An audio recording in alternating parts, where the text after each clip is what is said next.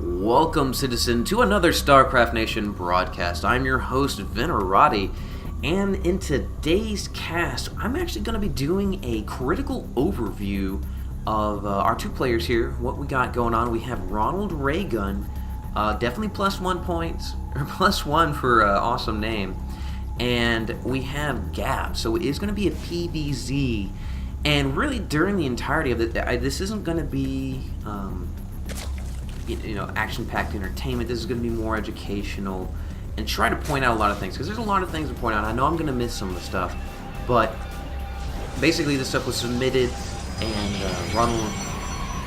Mr. Reagan asked to kind of just go over it and try to point out some of this. So just as kind of like a disclaimer, none of this is a personal attack against them, that, oh, these are terrible players, because, we were all, at this point, at one point during our StarCraft 2, or StarCraft Lives period. So, what do we got going on? Gab's actually doing something that's very pivotal, scouting out the early game, trying to figure out if there's going to be any proxy cheese, or if you see two Vespene geysers already occupied, anything like that. This can kind of tell you what's going on, kind of predict the build of your foe, basically. Because if they grab two gas, it's obvious they're going to go for some early tech. They're going to grab early Void Rays. They're going to try to, even try to one base Colossus, which is bad news bears if you're not prepared for it. If you are prepared for it, then you've got the game in the bag. But what we have is Ronald Reagan is actually going to be returning the favor. We'll be scouting back. So either of our players actually actually not scouting, which you generally see at this level of play, where people won't scout. Hell, even I don't scout sometimes whenever I have my head shoved far up my ass. But one thing, though, Gabs didn't actually keep his drone. Whoa, we've actually got a pulling all the drones off. You definitely don't want to do that, because even though this guy is scouting around, he's not worth all of this. Now, we do see an attempted proxy pylon there, but Ronald Reagan actually denies it and does something pretty cool. He throws it down here, which originally, when we see this, we think, all right, he's going to try to deny the fast expand. Not really sure if this is what he intended.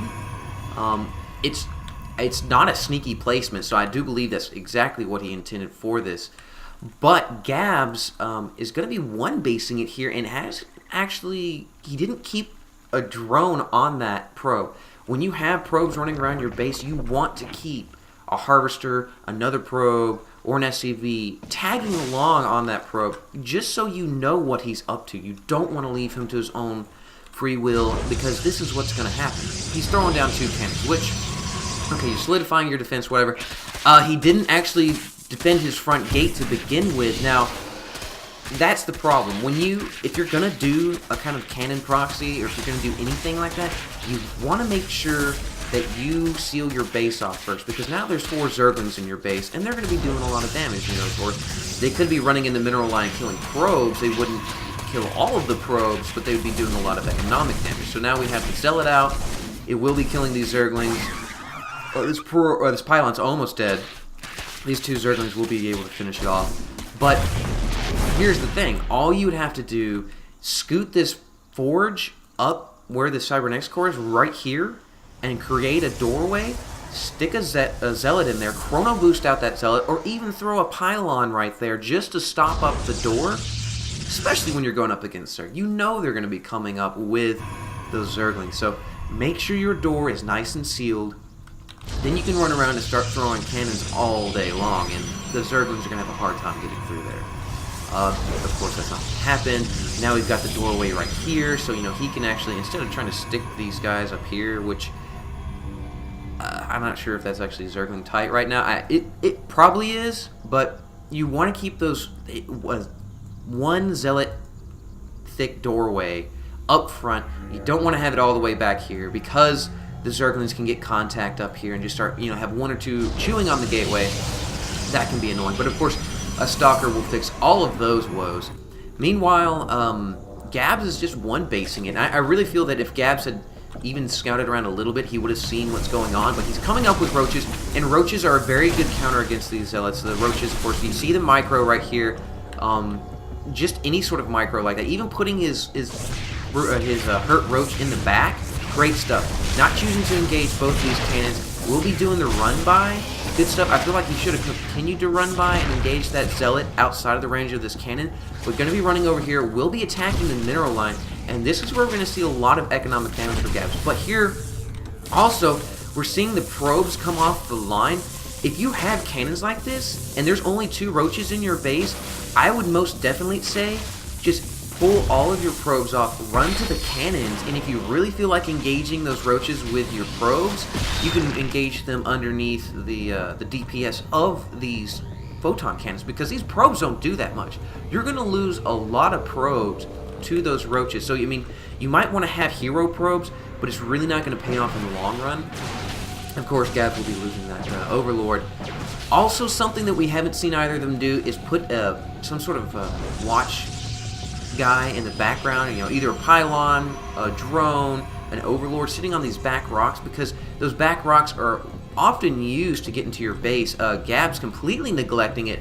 Neglecting is natural as well. So I mean, just sitting here, Ronald Reagan not actually putting anything in here. You could warp in a couple of zealots, run them straight into the mineral line, and do a pretty good amount of economic damage, as those zealots do chew through the drones relatively quickly. Now, they wouldn't be able to take on the zealots, but that's when you would micro each individual drone, especially when you only have two zealots, because the guy only has 2 warp gates right now. Meanwhile, though, we do have more roaches coming up here from Gabs. Gabs doing a good job. You want to do the run-by because there are 3 cannons, and you don't want to engage those cannons like that. We'll be 2-shotting that Stalker. Now, this is okay, engaging this cannon, because you're not engaging these as well. The cannon placement could have been better from Ronald Reagan. He could have put them up in here. Roaches, of course, just engaging these stalkers away from these cannons, picking them off one at a time. We'll be focusing down the weaker buildings. Now, this is also important key. When you have harassing units, you want to hit the pylons, you want to hit the supply depots, you want to try to hit the overlords, different things that you get guaranteed kills. Whereas if he's trying to snipe this Nexus, it's going to take a while. Now, I personally would have gone after the probes first, because the probes are going to do, you know, killing each probe is going to do a lot, because he can only crank out 2 probes at one time. Kill that drone count, or kill the harvester count. His economy is going to sag. He's not going to be able to produce that many units, because he just, I mean, Ronald Reagan lost a lot of, he's down to 17 harvesters. Let's see what he was at before that. Yeah, so he lost 11 harvesters. That's a lot overall. You know, that's really going to make a difference in the long run. Yeah, he was actually up to 29. So he dropped from 29 down to 17. Yeah, that's you definitely don't want to be there, because that means that, you know, you're set back to a certain point in the game economy-wise. Whereas he hasn't really done any economic damage on Gabs. Now, Gabs is only 1 basing it, and that's pretty dangerous as a Zerg. So I do want to give props to Ronald. He did grab his natural, and he also got the robotics facility, and now he's using Immortals. Immortals, of course, the hard counter to the roaches, and those roaches just totally get raped by these guys. And this is going to be very hard for Gabs to deal with. Now, ideally, you would want to switch back into Zerglings, maybe even go Mutalisks, so that you can counter any sort of like Immortal Zealot build, which is a very effective build against Roach Zergling. Now, not so effective against Roach Hydralisk. Roach Hydralisk would have been a good counter to that. Now, that Immortal has 6 kills, of course, all of those being Roaches. And that's just one of them. So when you start balling those guys up, it's going to get really, really brutal, really quick. Of course, this guy, I mean, the Immortal's 3-shotting the Roaches. It's really, it's not where you want to be as a Zerg player. Don't get stuck in the Roaches. Give yourself options. He has Lair Tech, and he has a woefully just small amount of drones, which is definitely stat-based. But, you know, let's just say you have an raging economy, you're doing how you feel like you should be doing. You want to get those tech buildings. You want to give yourself options. Hydralisks, I like Hydralisks. Hydralisks I feel kind of underused. Hydralisks have a very high attack speed, which does very well against the shields of the Immortals. So let's see. Actually, we just saw Gabs just made contact with this proxy base pylonage, And now he's pulling his units back, and I mean, of course, you've got to do it, especially since Ronald Reagan started warping units in here. But what we're gonna see is Gabs engage these units, and that's not really what you want to do. The first thing you want to do here is you want to snipe this pylon, because right now these photon cannons are DPSing everything. You want to run these roaches up here, snipe this pylon, because that's going to be doing the most damage right now, because it's going to be knocking both these guys offline. And now Ronald can't reinforce himself. But Gabs doesn't do that, and as you see, Ronald Reagan will be DPSing down. He finally gets the hint, maybe I should kill this pylon, but he's lost too many units. He can't do it, and now Ronald Reagan is in his base. And as any player, you don't want units in your main base, especially going up against a Protoss, because he's got the Warp Gate technology, and he can constantly reinforce, whereas the Zerg player would have to run all the way over there. You know, he's there in half a second. And of course, Gabs has some clutch roaches come out here.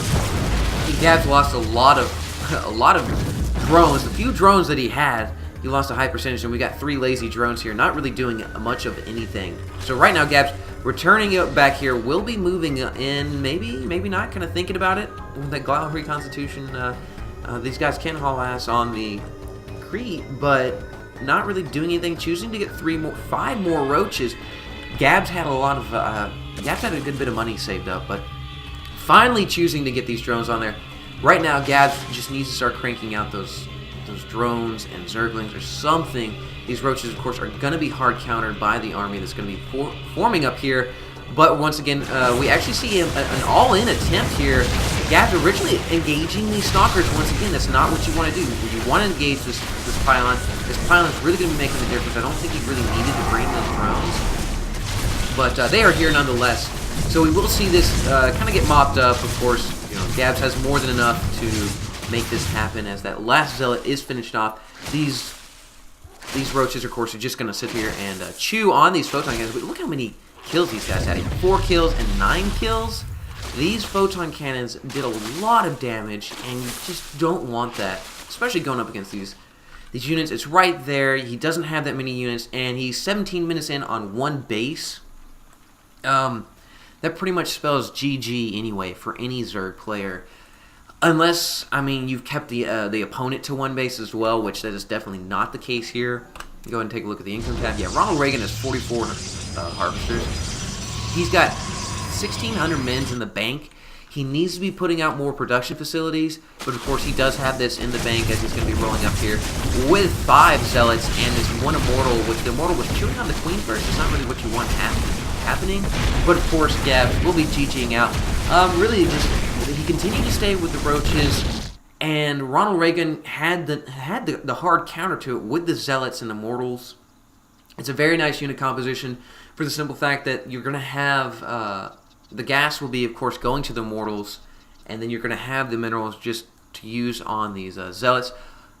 And basically, you know, he just mopped up the game. There's a lot to cover on that one, so I know I bounced around a lot, but hopefully you can derive a little bit of what was going on.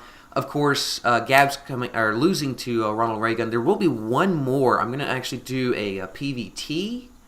It's a little bit longer, but showcases a lot more, focusing a little bit more on the micro and just unit deployment.